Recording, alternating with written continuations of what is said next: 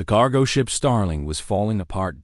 Danny Cole gripped the edge of his seat as the vessel shook and screamed around him. Red warning lights flashed everywhere. The captain was shouting something into the communicator, but the words were lost in the roar of failing engines. Danny was 19 years old. He had joined the Starling's crew 3 months ago as an apprentice, hoping to see the galaxy and send money back home to Montana. Now he was going to die in the cold darkness of space, far from the mountains and forests he loved. The ship hit atmosphere. Fire filled the windows. Danny closed his eyes and thought of his grandfather, who had taught him to hunt deer in the wilderness behind their small house. He thought of the smell of pine trees and morning fog. Then everything went black. When Danny opened his eyes, he was lying in wreckage. Twisted metal surrounded him. Smoke filled the air. He coughed and tried to move, feeling sharp pain in his left arm and across his chest. He was alive. Somehow, impossibly, he was alive. Danny pulled himself from the destroyed cockpit and looked around. The Starling had crashed in a dense forest. Massive trees with dark purple leaves rose toward a gray sky. Strange bird-like creatures circled overhead, calling to each other in harsh voices. He searched the wreckage for other survivors. He found the captain first, then the 2 other crew members. None of them were breathing. Danny stood among the bodies of people he had worked with, eaten meals with, laughed with. Now he was alone on an unknown planet with nothing but the clothes on his back. No, not nothing. Danny forced himself to think clearly. Panic would kill him faster than anything else on this world. He searched the wreckage carefully. He found a hunting knife that had belonged to the captain. He found a small pack of emergency rations, enough for maybe 3 days. He found a medical kit with bandages and basic supplies. He found a communicator, but it was badly damaged. The distress beacon might work, or it might not. There was no way to know. Danny gathered everything useful and moved away from the crash site. The smoke would attract attention, and he had no idea what lived on this planet. The forest was dense and strange. The trees were massive, their trunks wider than houses. The undergrowth was thick with plants he did not recognize. Some had thorns. Some seemed to move when he passed. Danny moved carefully, using skills his grandfather had taught him long ago. Watch where you step. Listen to the forest. Let the land tell you its secrets.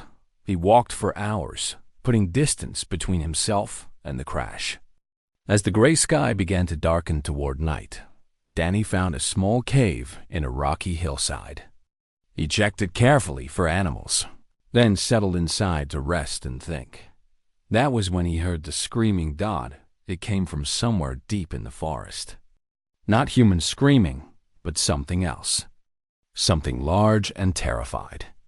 Danny crept to the mouth of the cave and looked out into the growing darkness. Through the trees, he saw movement. Something huge was running, crashing through the undergrowth. Behind it came hunters. Danny's breath caught in his throat. They were not human. They stood over 7 feet tall, with scaled skin the color of dark stone. Their bodies were lean and powerful, built for speed and killing. They had 4 arms, each ending in clawed hands that gripped curved blades and barbed spears. Their faces were reptilian, with sharp teeth and eyes that glowed faintly yellow in the darkness. There were 6 of them, moving in perfect formation. They made almost no sound as they ran. Danny had hunted deer his whole life, and he had never seen anything move with such deadly grace.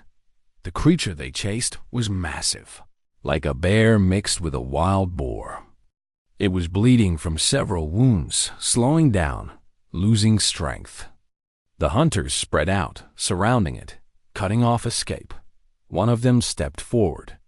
He was larger than the others, his body covered in ritual scars that formed complex patterns across his scales. He moved with the confidence of a leader, someone who had killed 1,000 times and would kill 1,000 more. the creature turned to face him, making one last desperate stand. The scarred hunter did not hesitate. He moved faster than Danny's eyes could follow, his blade flashing silver in the fading light. The creature fell without a sound. The other hunters gathered around, making sounds that might have been words in a language Danny could not understand. They began to prepare the body, working with practiced efficiency. Danny did not move. He did not breathe. He pressed himself against the stone wall of the cave and prayed they would not notice him. But the wind shifted. The scarred hunter raised his head suddenly. His nostrils flared. His yellow eyes scanned the hillside, and Danny felt those eyes pass over his hiding spot like a cold blade. The hunter made a sharp gesture. The others spread out immediately, moving toward the cave from different angles. There was nowhere to run. Danny gripped his knife with a shaking hand and stepped out into the open. The hunters surrounded him instantly. Blades and spears pointed at his chest from every direction. Danny stood very still, his heart pounding so hard he thought it might burst. The scarred hunter approached slowly. He was even more terrifying up close. His eyes studied Danny with cold intelligence, examining him like a strange insect. "What are you?" the hunter asked. His voice was deep and rough, and somehow Danny understood the words, though they were not in any human language. "Human," Danny said. His voice cracked. "My ship crashed. I am alone." The hunter tilted his head. Something that might have been curiosity flickered in his yellow eyes. "Human," he repeated, as if tasting the word. "I am Vrethkar, Alpha Hunter of the Ironblood Pack. You stand on our hunting grounds, small creature." "Do you know what that means?" Danny shook his head.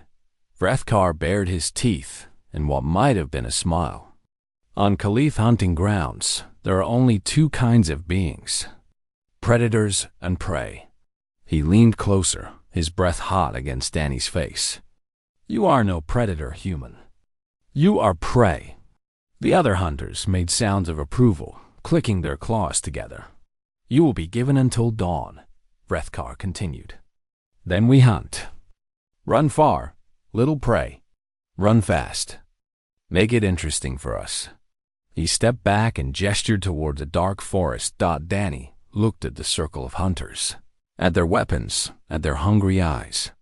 He thought about begging for mercy.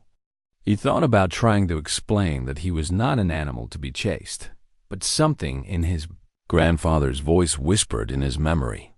"When you face a predator, boy, never show fear. Fear is blood in the water." Danny met Vrethkar's eyes. He did not look away. "Until dawn," he said quietly. Then he turned and walked into the darkness, feeling 6 pairs of yellow eyes watching him disappear among the trees behind him. The Khif hunters began to sharpen their blades. Danny ran through the dark forest until his lungs burned and his legs shook. Then he stopped, leaned against a massive tree, and forced himself to think. Running would not save him. The Khif were faster, stronger, and they knew this forest. If Danny simply ran, they would catch him before midday and kill him without breaking a sweat. He needed to change the game. His grandfather had taught him many things about hunting, but he had also taught him something about being hunted. "The deer that runs in a straight line always dies," the old man had said. "The deer that thinks, that uses the land, that turns the hunter's expectations against him, that deer might live." Danny looked around the dark forest. The Khif relied on their noses. He had watched them send him from far away. That was their strength. So that would be his target. He found a stream an hour before dawn. The water was cold and moved quickly over smooth stones. Danny waded into it, gasping at the chill, and walked upstream for nearly a mile. Water carried no scent. The stream would confuse them. Where the stream passed through a muddy bank, Danny stopped. He covered himself in thick mud, rubbing it into his hair, his clothes, every part of his skin. The mud smelled of rotting plants and mineral earth. It would mask his human scent. He found plants with strong smells and crushed them against his body. He rolled in fallen leaves. By the time he was done, he smelled like the forest itself, but hiding his scent was not enough. Danny needed to make them chase shadows. He left the stream and created a false trail heading west. He walked heavily, breaking branches, leaving obvious footprints in soft ground. After a quarter mile, he climbed a tree and moved through the branches to a different tree, then dropped to the ground and carefully walked backward in his own footprints. He did this 3 more times, creating trails that led nowhere, trails that doubled back, trails that simply vanished.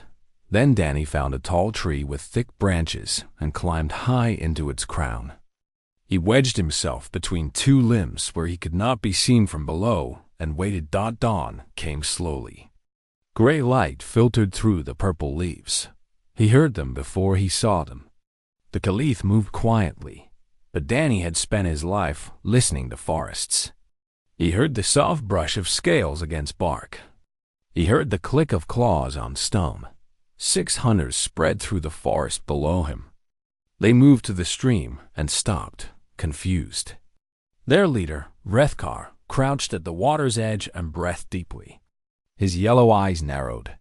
"The prey went into the water," one hunter said.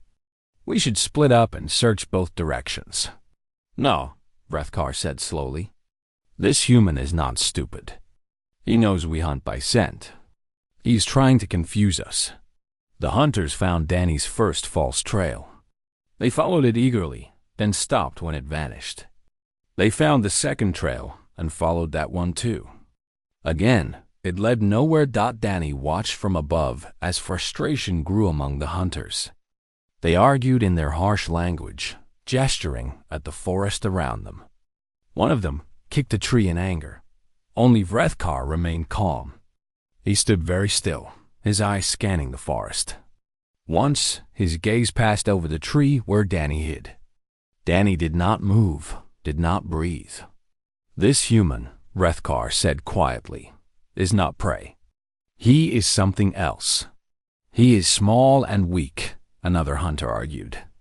"He has no claws, no fangs, no scales. He is nothing. Then why can we not find him?" The hunter had no answer. They searched for hours. Danny remained motionless in his tree, watching them pass beneath him again and again. His body ached. His muscles cramped. But he did not move. In the afternoon, the hunters split into pairs to cover more ground. A young hunter named Khif moved through the area directly below Danny's tree. He was smaller than the others, probably young by Khif standards. He moved with less confidence, checking over his shoulder often. Danny saw his chance. He had prepared a simple trap nearby. A bent branch held by a vine, with sharpened sticks waiting to spring forward when triggered. It was designed for small game, not a 7-foot hunter. But it might work. Danny dropped a small stone. It landed near the trap. Khif spun toward the sound, his spear raised. He crept forward, eyes searching the undergrowth. His foot caught the trigger vine. The branch snapped forward. The sharpened sticks caught Khif across the leg, slicing through the scales on his thigh. The young hunter roared in pain and fell, clutching his wounded leg. Danny dropped from the tree. He landed hard, rolled, and came up with his knife ready. Khif stared at him with wide eyes, one hand pressing against the bleeding wound, the other reaching for his fallen spear. Danny got to the spear first. He kicked it away and stood over the wounded hunter. For a long moment, neither moved. Khif's yellow eyes burned with anger and fear. He was waiting for Danny to kill him. Danny looked at the wound. It was deep, bleeding heavily. Without treatment, Khif would die or lose the leg. He thought about what Hrekar had said. Predators and prey. The Khif saw the universe in simple terms. Kill or be killed. Hunt or be hunted. But Danny was not Khif. He was human. He knelt beside the wounded hunter. Corvus flinched back, confused. "Stay still," Danny said quietly. "I am not going to hurt you." He opened his medical kit and began to work. He cleaned the wound with water from his canteen. He pressed bandages against the cuts to stop the bleeding. He bound the leg tightly with strips of cloth. Corvus watched him with something like shock. "Why?" he asked. "Why do you help me? I was hunting you. I would have killed you." "I know," Danny said. "Then why?" Danny finished the bandaging and sat back. "Because this is not who I am. I am not a killer. I am not prey either. I am something else." He left his water canteen beside the wounded hunter. Then he picked up his knife and disappeared into the forest before the other Caliph could respond to Corvus's roar of pain. He found a new hiding spot and climbed another tree, high among the branches where no Caliph would think to look. From his perch, he watched the hunters find Corvus. They gathered around the young hunter, examining his bandaged leg with obvious confusion. Vrethkar knelt beside his wounded nephew and touched the careful wrapping. His expression was unreadable. The human did this? One hunter asked in disbelief. "Yes," Corvus said quietly. "He could have killed me. He chose not to. He helped me instead." Silence fell over the hunters. They looked at each other, uncertain. This was outside their understanding. Prey did not help predators. The weak did not show mercy to the strong. Vrethkar stood slowly. His yellow eyes scanned the forest, searching for Danny among the trees. "This hunt," he said softly, "has become something different." Danny watched from above, his heart pounding. He did not know if his choice would save him or doom him. He only knew it had been the right thing to do. Then he heard a sound that made his blood freeze. Something massive was moving through the forest. Something that made the ground shake with each step. The Caliph hunters heard it too. Their confident expressions changed to something Danny had not seen before. Fear. "Thornback," Vrethkar said sharply. "Everyone move, now." But it was too late. The creature burst through the trees, and Danny found himself trapped between two deadly forces with nowhere left to run. The thornback was a nightmare-made flesh. It stood 12 feet tall at the shoulder, with 6 massive legs that ended in claws like curved swords. Its body was covered in thick scales, and from its back rose dozens of long spines that glistened with venom. Its head was all teeth and hunger, with small red eyes that held no intelligence. Only endless appetite. Danny had never seen anything so terrifying in his life. The Caliph hunters scattered as the creature charged. Even these fearless predators, these apex killers of 1,000 worlds, fled before the thornback. Danny watched them disappear into the forest, dragging the wounded Corvus between them. Only Vrethkar remained. The alpha hunter stood his ground for a moment, his eyes meeting Danny's across the clearing. Something passed between them, some unspoken message.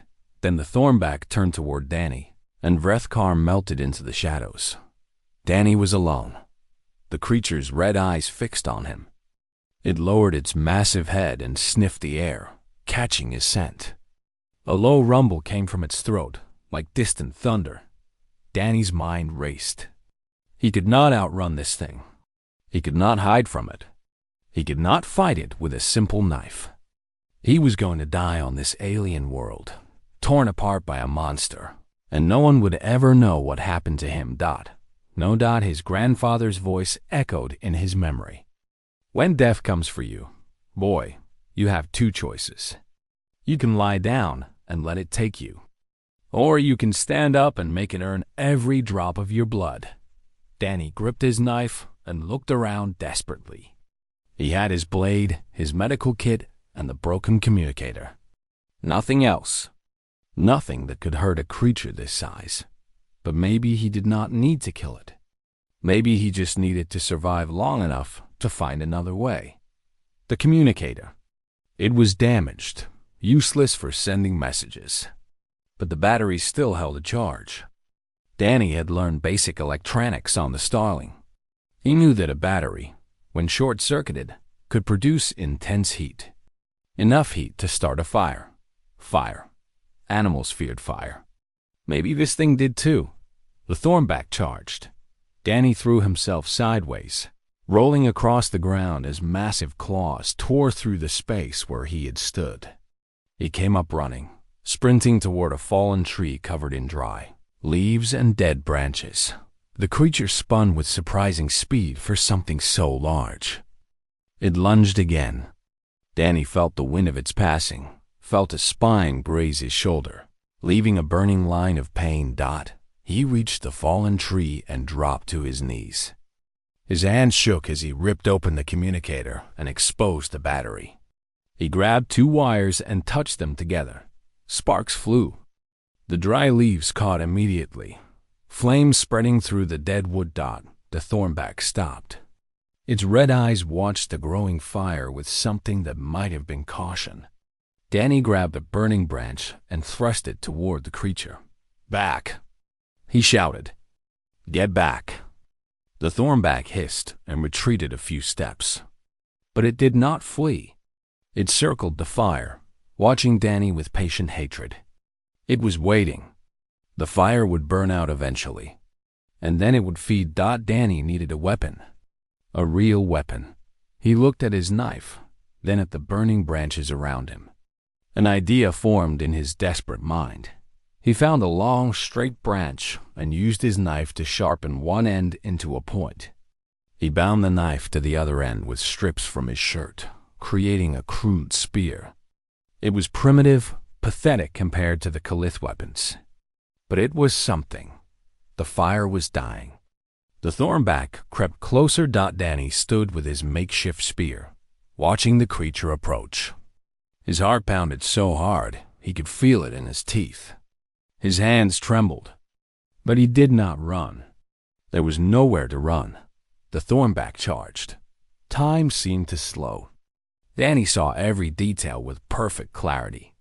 The creature's open mouth filled with rows of teeth, its claws digging into the earth, its venomous spines bristling with anticipation. He waited. Every instinct screamed at him to move, to run, to do something. But he waited, just as his grandfather had taught him when facing a charging animal. Wait for the moment. Wait for the opening. Then strike. The thornback lunged, its massive jaws snapping toward Danny's chest. Danny dropped flat to the ground. The creature's momentum carried it over him, its belly passing inches from his face. Danny thrust upward with all his strength, driving the spear into the soft flesh beneath the monster's jaw. The thornback screamed. It was a horrible sound, filled with pain and rage. It thrashed wildly, trying to dislodge the weapon, but Danny held on with both hands, pushing the blade deeper. Blood poured over him, hot and thick. The creature's movements grew weaker. It stumbled, crashed to its knees, and finally collapsed. Danny lay beneath the dying monster, covered in blood, gasping for breath. His body shook with exhaustion and fading terror. But he was alive. Slowly, painfully, he pulled himself out from under the massive corpse. He stood on trembling legs and looked at what he had done. The thornback was dead. He, a small human with nothing but a knife and his wits, had killed a creature that even the Khif feared. Movement in the shadows. Danny spun, raising his bloody hands in a fighting stance. The Khif hunters emerged from the forest. All 6 of them, including the wounded Khif, who leaned on another hunter for support. They formed a circle around Danny and the fallen thornback. No one spoke. Rethkar stepped forward slowly. His yellow eyes moved from Danny to the dead creature and back again. His expression was unreadable. Danny stood his ground. If they wanted to kill him now, after everything, then so be it. He was too tired to run, too tired to fight. He would die standing. But Rethkar did not raise his weapon. Instead, the alpha hunter of the Ironblood pack did something Danny could never have expected. He knelt. He lowered his massive scaled body to the ground and pressed his forehead against Danny's blood-soaked hand. The other hunters made sounds of shock. Some of them stepped back, as if they had witnessed something sacred and terrifying. "What are you doing?" Danny whispered. Rethkar raised his head. For the first time, there was warmth in those yellow eyes. Respect, something that might even have been admiration. "No single hunter has killed a thornback alone in 4 generations, Rethkar said. "Those who achieve such a feat are honored above all others. They become legends." He stood and placed both of his upper hands on Danny's shoulders. "You are no longer prey, human. You have proven yourself. Your blood is strong. Your spirit is fierce. From this night forward, you hunt beside us." He paused, and his voice grew softer. "Or not at all. The choice is yours." Danny looked at the circle of hunters around him. At Corvus, who watched him with gratitude in his eyes. At Rethkar, who waited for his answer with patience. He thought about the crashed ship. About the dead crew. About his home on Earth, so far away it might as well be a dream.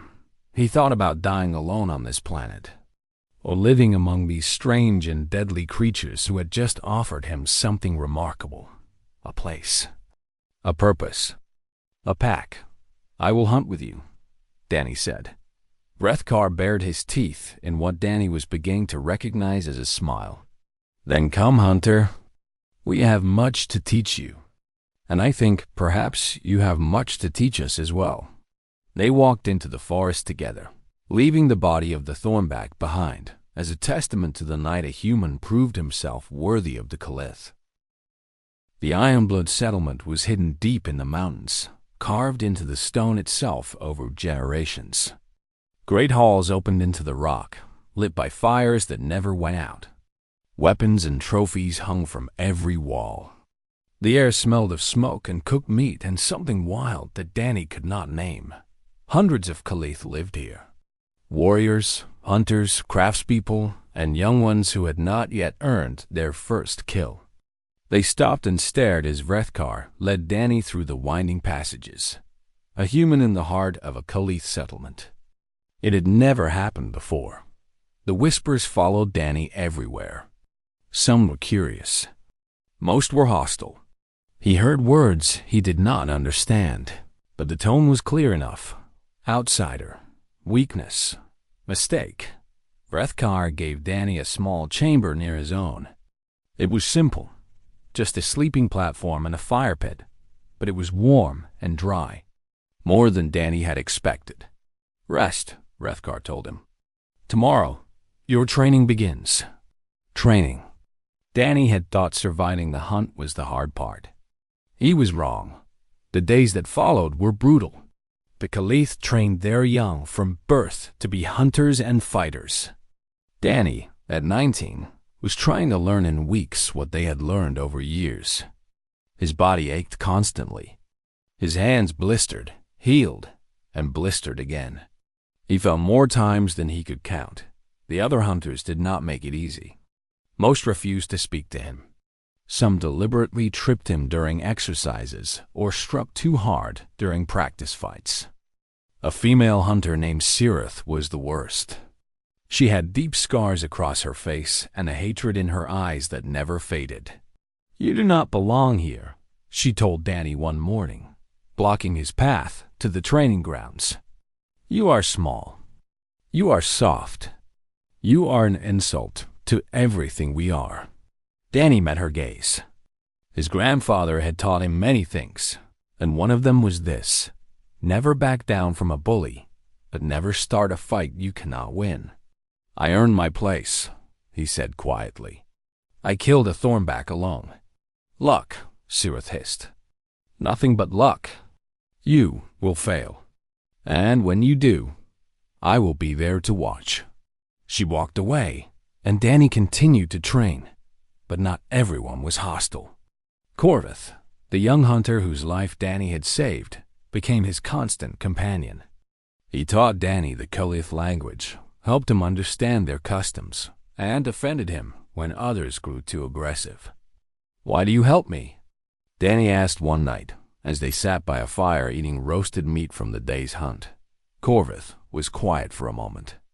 Then he touched the scars on his leg, the scars Danny's trap had left and Danny's hands had healed. "Among my people, there is a saying," he said. "Any hunter can kill. Only the truly strong can choose not to. You could have ended me that day in the forest. You chose mercy instead." He looked at Danny with serious eyes. "That takes more courage than any kill. I will not forget it." Weeks passed. Danny grew stronger. His body adapted to the harsh training, building muscle he never knew he could have. He learned to move quietly through the forest, to read tracks that were invisible to untrained eyes, to fight with blade and spear. But he also taught the Khif things they had never known. The hunters relied heavily on their powerful noses, tracking prey by scent alone. Danny showed them other ways. He taught them to read broken twigs and bent grass, to notice the direction of disturbed soil, to look for marks on trees where animals had scratched or rubbed. "Your nose can be fooled," Danny explained to a group of young hunters one morning. "Scent can be hidden, like I hid mine from you. But these signs cannot be faked. The land always tells the truth." The young hunters were fascinated. Even some of the older ones began to watch Danny's lessons with interest. Only Sirith remained hostile, standing at the edge of every gathering with her arms crossed and her scarred face twisted in contempt. Then came Danny's first official hunt with the pack. It was a great honor. The Ironblood were hunting a creature called a shadow stalker, a massive predator that had been killing livestock from nearby settlements. 20 hunters moved through the forest in precise formation. Brethkar placed Danny in the flanking position, the role meant to drive prey toward the killing group. It was a position of trust, given only to hunters who had proven themselves. Danny moved through the forest, silent and focused.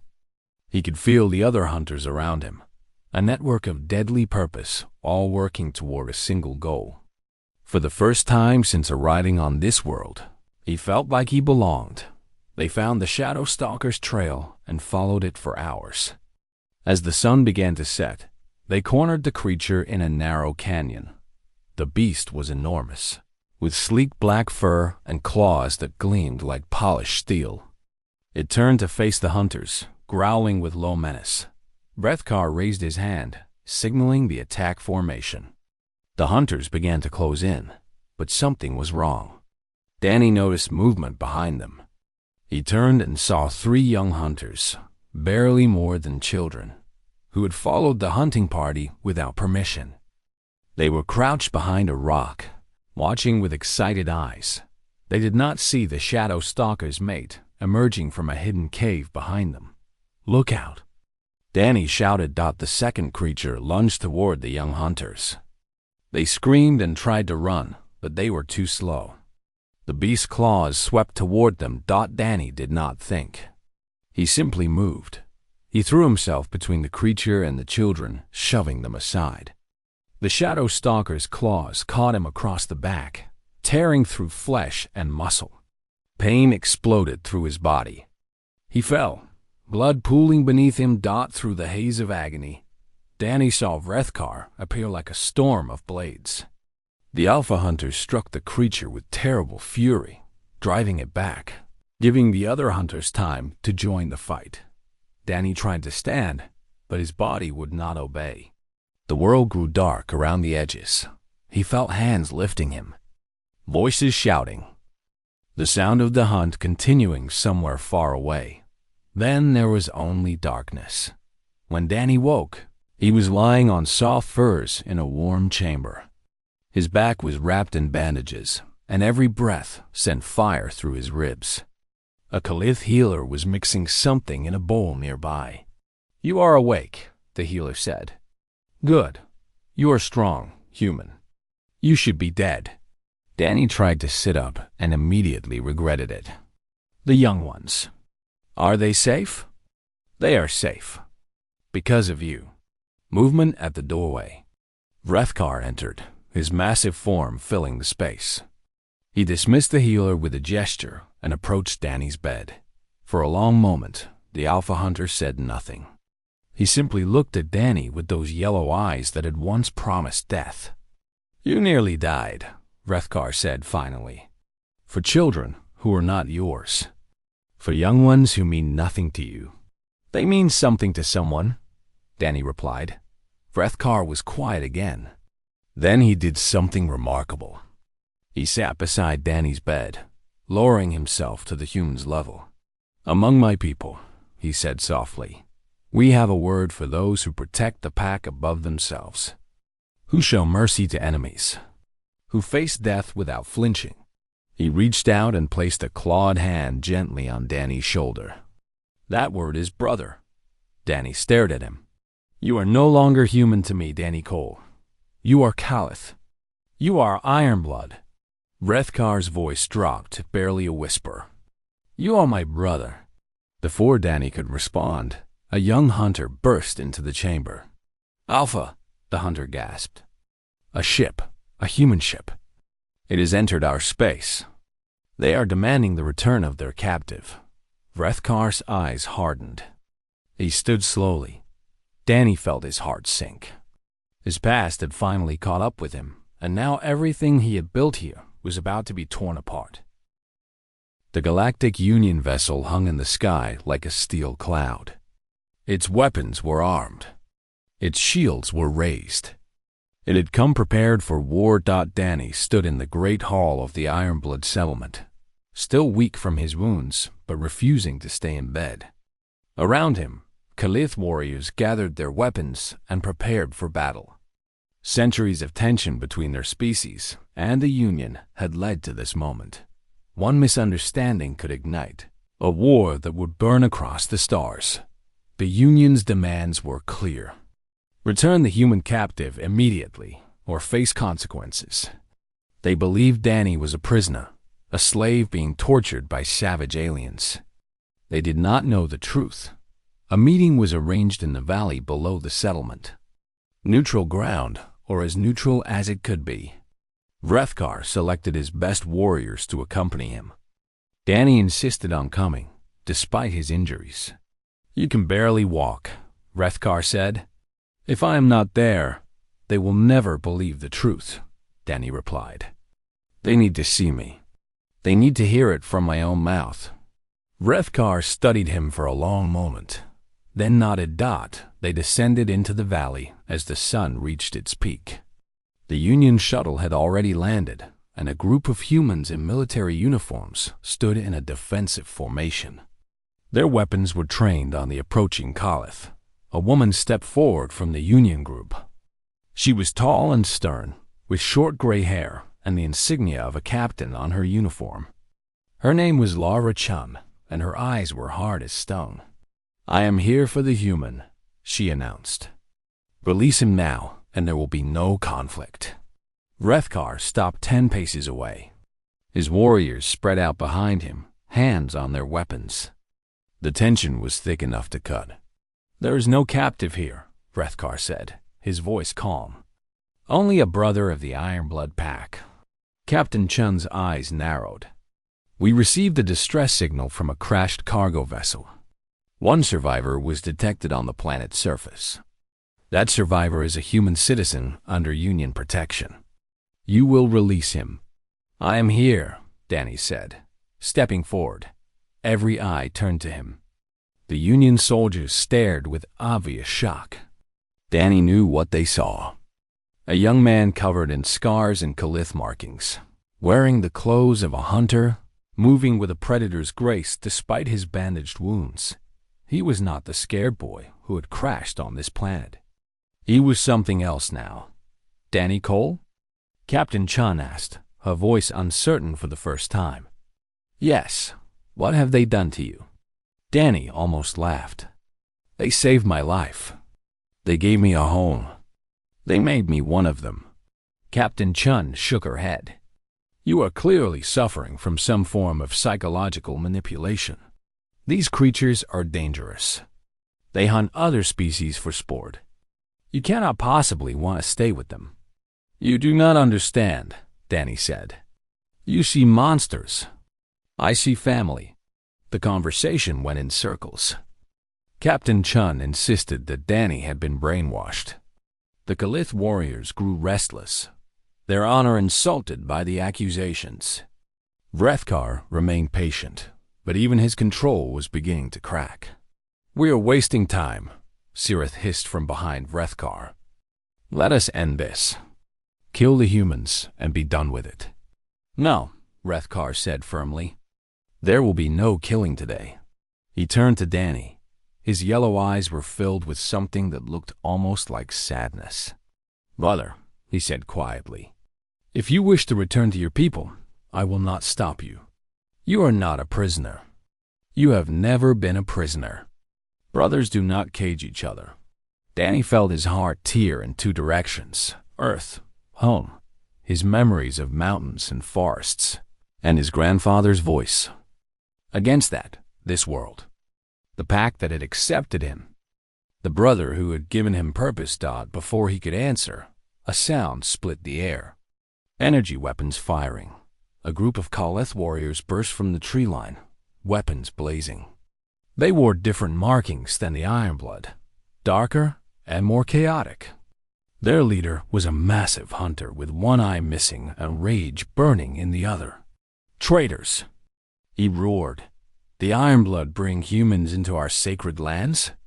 They will die, and all who protect them will die with them. The rogue Khif attacked both groups at once. The valley erupted into chaos. Danny did not hesitate. He grabbed a fallen blade and threw himself into the fight. The battle was brutal and confusing. Khif fought Khif.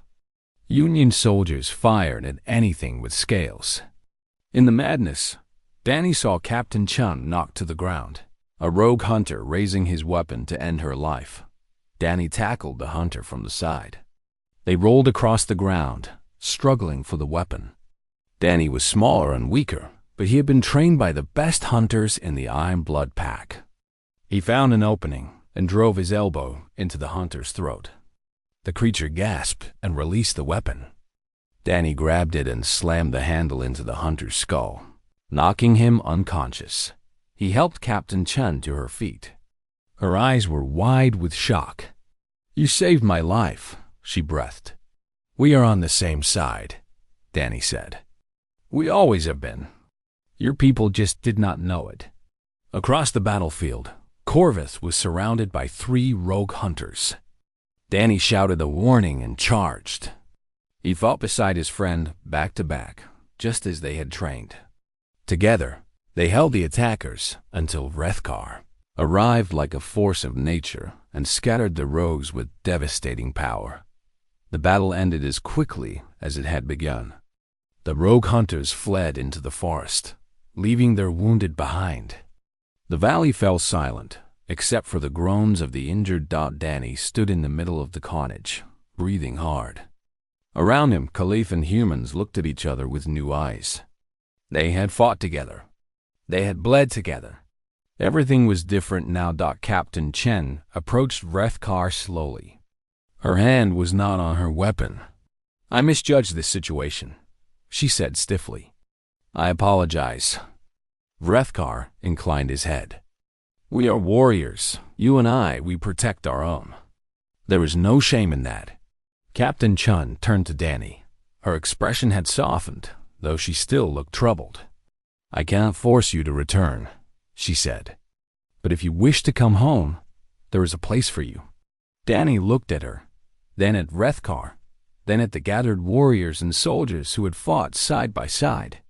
I have an idea, he said slowly. A way that I can honor both of my families. A week later, Danny stood at the edge of the Ironblood settlement, looking out at the stars. He wore a new uniform, a blend of human and Khif designs. The insignia on his chest marked him as the first official, cultural liaison between the Galactic Union and the Khif people, a bridge between worlds. A role that only he could fill. Vrethkar approached and stood beside him. They watched the stars together in comfortable silence. You will be far from the pack, Rethkar said finally. Far from home. Wherever I go, Danny replied, I carry the Ironblood with me. You taught me that. Rethkar made a sound that might have been a chuckle. I taught you to hunt. You taught yourself everything else. That is not true. You taught me what it means to have a family, what it means to belong. The Alpha Hunter placed a clawed hand on Danny's shoulder. His yellow eyes were warm in the fading light. Wherever you go, little brother, you carry our blood. You carry our honor. You carry our hunt. He paused. Make sure the galaxy knows what the Ironblood are. Not monsters. Not savages. Warriors who protect their own. I will, Danny promised. And I will make sure they know something else too. What is that? Danny smiled. That humans in Khif are not so different after all. Both of us fight for family. Both of us protect the ones we love. Both of us will face any darkness, any enemy, any danger for those we call brother. Rethkar bared his teeth in a fierce smile. The galaxy is not ready for this truth. Then we will make it ready. Together. The Union shuttle descended from the sky, ready to carry Danny to his new life. But as he walked toward it, he did not feel like he was leaving home. He was carrying home with him. The scared boy who had crashed on Voro 7 was gone forever. In his place stood a hunter. A warrior, a bridge between worlds, and most importantly, a brother. And somewhere in the stars, the Khif would be watching, proud of the human who had proven that the greatest strength was not found in claws or weapons or size. It was found in heart.